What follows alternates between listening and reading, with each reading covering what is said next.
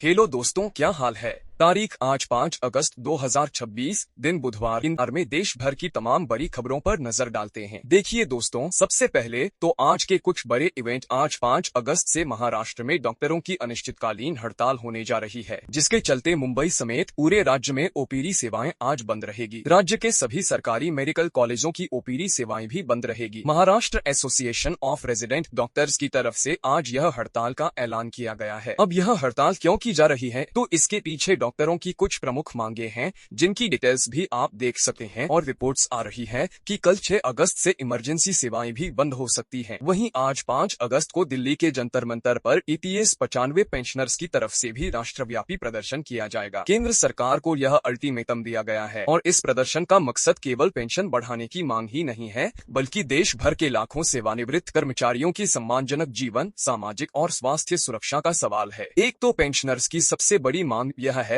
कि न्यूनतम मासिक पेंशन को बढ़ाकर 7,500 रुपए किया जाए और उस पर महंगाई भत्ता यानी डीए भी दिया जाए। वर्तमान में बड़ी संख्या में पेंशनर्स को औसतन करीब 1,171 रुपए पेंशन मिल रही है, तो इसको बढ़ाने की मांग है कि कम से कम 7,500 रुपए मंथली पेंशन की जाए। यही वजह है कि पेंशन भोगी संगठन देशव्यापी प्रोटेस्ट करेगा। आज पेंशनर संगठन समिति की तरफ से यह कुछ प्रमुख मांगे की जा रही है। ऐसे में सवाल यह है कि क्या 1,100 से बढ़कर 75,000 हो जाएगी मिनिमम पेंशन। तो आज 5 अगस्त को दिल्ली के जंतर मंतर पर हड़ताल के बाद देखते हैं सरकार की तरफ से इस पर क्या फैसला लिया जाता है। इसके अलावा वेतन सीमा को भी 15,000 से बढ़ाकर 25,000 रुपए करने की मांग है। तो इस आंदोलन को लेकर आगे जो भी अपडेट आएंगे मैं आपको बताता रहूंगा।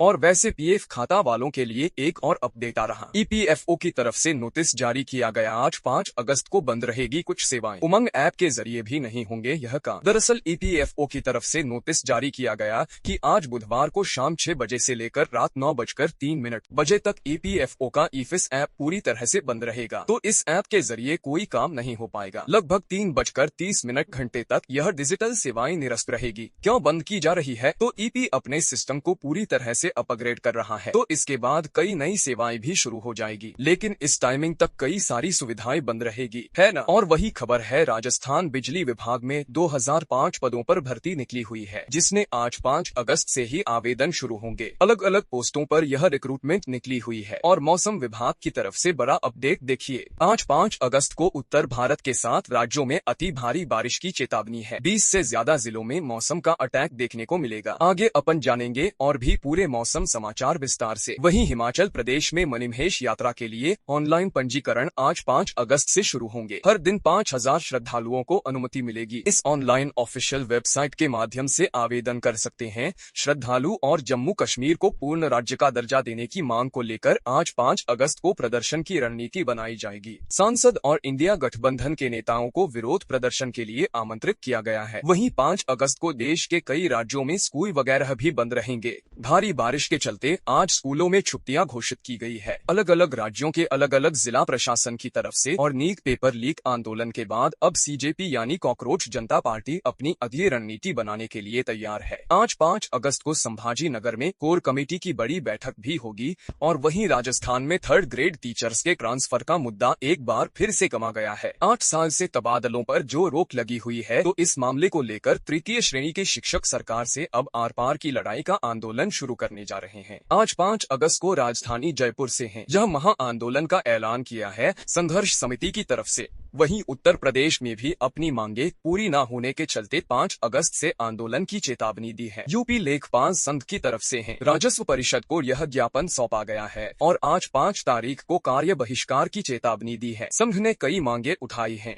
जैसे पदोन्नति, संसाधन वगैरह वगैरह। और रोजगार मेले पर अच्छी खबर आ रही है। नौकरी की तलाश कर रहे युवाओं के लिए आज 5 अगस्त को रोजगार मेला लगने जा रहा है। 10वीं 12वीं ITI ग्रेजुएट सभी उम्मीदवारों के लिए मौका होगा। छत्तीसगढ़ के बलौदा बाजार में यह जॉब फेयर का आयोजन होगा। और वही खबर है, बांग्लादेश की पूर्व प्रधानमंत्री शेख हसीना आज 5 अगस्त को सत्ता से हटने के बाद पहली बार सार्वजनिक रूप से सामने आएंगी और पहली बार मीडिया के सामने अपना संबोधन देंगी। वह बांग्लादेश वापसी की रणनीति पर बड़े ऐलान करेगी। आपको पता होगा, बांग्लादेश में जब सत्ता पलट हुआ था, उसके बाद से वह भागकर भारत आई हुई है। तो भारत आने के बाद पहली बार पिछले 2 सालों में वह मीडिया से बातचीत करेगी और कार्यक्रम में वर्चुअली जुड़ेगी। तो शेख हसीना के भाषण पर रोक लगाने से भारत ने इनकार कर दिया, क्योंकि बांग्लादेश ने यह मांग की थी कि शेख हसीना को पब्लिकली स्पीच न देने दिया जाए भारत द्वारा, लेकिन भारत ने मना कर दिया, यह कहते हुए कि इससे हमारा कोई लेना देना नहीं है। आज 2 साल बाद वो मीडिया को संबोधित करेंगी ऐसा। और खबर है बैंक लोन की ब्याज दरें घटेगी या बढ़ेगी, इस पर भी आज रिजर्व बैंक की तरफ से फैसला सुना दिया जाएगा, क्योंकि एमपीसी की मीटिंग का आज अंतिम दिन है और 5 अगस्त को आरबीआई गवर्नर द्वारा खुद फैसलों की घोषणा की जाएगी। वहीं पंजाब में बेनतीजा रही सरकार और किसानों की बैठक। आज 5 अगस्त को स्पीकर के घर का ऐलान किया है। किसान की तरफ से अपनी कुछ मांगों को लेकर ही विरोध प्रदर्शन किया जा रहा है और बिहार में भी शिक्षकों के ट्रांसफर को लेकर ऑनलाइन पोर्टल खुल चुका है। 5 अगस्त तक के लिए आवेदन कर सकते हैं। शिक्षा मंत्री की तरफ से यह घोषणा की गई है।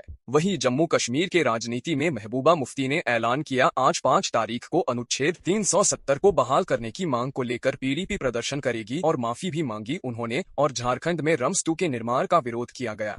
5 अगस्त से पद यात्रा निकालेंगे आदिवासी संगठन। मंत्री से इस्तीफे की मांग भी की गई है। साउथ के एक्टर तमिलनाडु के मुख्यमंत्री थलापति विजय की सरकार 5 अगस्त को पेश करने जा रही है अपना पहला बजट। ऐसे में आज पता चलेगा कि आखिर तमिलनाडु की जनता को क्या क्या मिलेगा। टीवी के सरकार का यह पहला पूर्ण बजट होगा। वित्तीय चुनौतियों पर भी नजर रहेगी। तो ये तो आज के कुछ बड़े इवेंट रहेंगे दोस्तों। और चलिए आगे बढ़ते हैं अब अपन खबरों में। देखिए अगली खबर, पाकिस्तान से आजाद हुआ बलूचिस्तान और बलूचिस्तान ने तो अपना स्वतंत्रता दिवस भी घोषित कर दिया है। बलूचिस्तान का कहना है कि आने वाली 11 तारीख को 11 अगस्त को अपनी आजादी का दिन मनाएगा बलूचिस्तान और उसने दुनिया से भी यह अपील की है कि उसे अलग देश के रूप में मान्यता दें और पाकिस्तान के चंगुल से आजाद माने। दरअसल यह जो बलूचिस्तान है यह पाकिस्तान का ही एक प्रांत है, राज्य है, लेकिन इस अशांत प्रांत ने अब अपने आप को खुद को अलग वतन घोषित करके अपने स्वतंत्रता दिवस की तारीख भी बता दी है। वैसे पाकिस्तान में आपको पता होगा पीओके में भी अभी तक विरोध प्रदर्शन की वजह से हंगामा मचा ही हुआ था कि इस बीच पाकिस्तान सरकार को यह एक और बड़ा झटका लगा है। बलूचिस्तान राज्य ने अपनी आजादी का दिन घोषित कर दिया 11 अगस्त को और दुनिया भर में इसे बड़े स्तर पर मनाने की अपील भी की है। यह देख सकते हैं बलोच पार्टी की तरफ से यह ट्वीट किया गया इस बारे में से साथ रहने वाला पीओके अभी पाकिस्तान के लिए काफी परेशानी बना हुआ है। 12 रिजर्व सीटें भी खत्म करना चाहते हैं